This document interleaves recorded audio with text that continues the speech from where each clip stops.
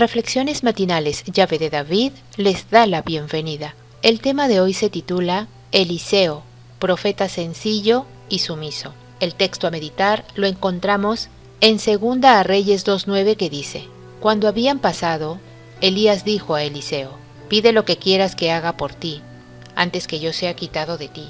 Y dijo Eliseo: Te ruego que una doble porción de tu espíritu sea sobre mí.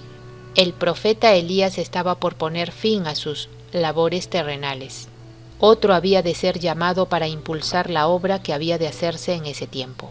En su viaje, Elías fue orientado hacia el norte. Por donde mirara, la tierra que veía pertenecía a un hombre que no había doblado su rodilla ante Baal, cuyo corazón había permanecido indiviso al servicio de Dios.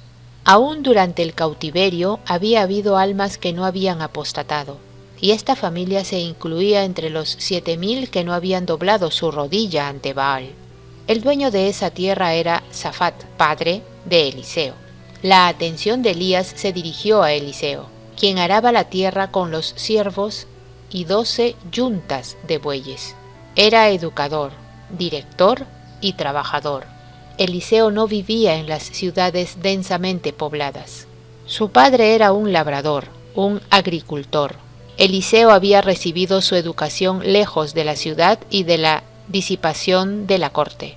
Había sido preparado para que adquiriera hábitos de sencillez y obediencia a sus padres y a Dios. Pero, aunque tenía un espíritu humilde y tranquilo, Eliseo no tenía un carácter voluble. Poseía integridad, fidelidad, amor y temor a Dios. Tenía las características de un gobernante, pero junto con ellas poseía la mansedumbre del que está dispuesto a servir. Su mente se había ejercitado en las cosas pequeñas, para ser fiel en lo que hubiera que hacer, de tal manera que si Dios lo llamaba a actuar más directamente en su favor, estuviera preparado para oír su voz. Podemos aprender valiosas lecciones de la experiencia del profeta Eliseo. Eliseo fue elegido por el Señor como auxiliar de Elías, y mediante diversas pruebas demostró ser fiel a su cometido. Estaba dispuesto a hacer y a hacer cualquier cosa que el Señor indicara.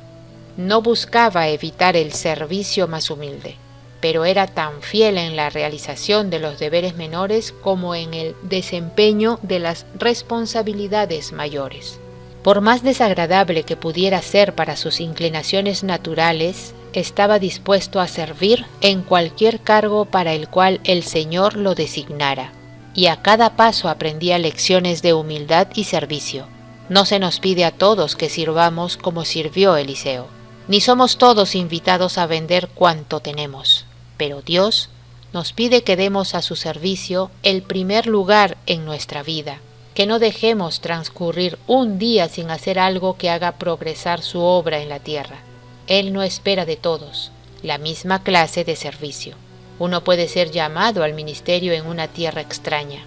A otro se le pedirá tal vez que dé de sus recursos para sostener la obra del Evangelio. Dios acepta la ofrenda de cada uno. Lo que resulta necesario es la consagración de la vida y de todos sus intereses. Los que hagan esta consagración oirán el llamamiento celestial y lo obedecerán. Lo que al principio se requería de Eliseo no era una obra grande, pues los deberes comunes seguían constituyendo su disciplina. Se dice que derramaba agua sobre las manos de Elías, su maestro. Estaba dispuesto a hacer cualquier cosa que el Señor indicase, y a cada paso aprendía lecciones de humildad y servicio. La vida de Eliseo, después que se unió a Elías, no fue exenta de tentaciones. Tuvo él muchas pruebas, pero en toda emergencia confió en Dios. Estuvo tentado a recordar el hogar que había dejado, pero no prestó atención a esto. Habiendo puesto la mano al arado, estaba resuelto a no volver atrás, y a través de pruebas y tentaciones demostró que era fiel a su cometido. Mientras Eliseo acompañaba al profeta, su fe y su resolución fueron probadas una vez más. En Gilgal y también en Betel y en Jericó, el profeta le invitó a que se volviera atrás, pero no iba a dejarse desviar de su propósito. Elías dijo a Eliseo: «Pide lo que quieras que haga por ti, antes que yo sea quitado de ti». Eliseo no solicitó honores mundanales ni algún puesto elevado entre los grandes de la tierra. Lo que él anhelaba era una gran medida del espíritu que Dios había otorgado tan generosamente al que estaba a punto de ser honrado por la traslación. Sabía que nada que no fuese el espíritu que había descansado sobre Elías podría serle idóneo para ocupar en Israel el lugar al cual Dios le había llamado. De modo que pidió: «Te ruego que una doble porción de tu espíritu sea sobre mí». De hecho, Eliseo obtuvo de Dios el poder espiritual necesario para cumplir correctamente con las solemnes responsabilidades a que había sido llamado. Apreciados oyentes, que Yahweh nos bendiga. Hasta mañana.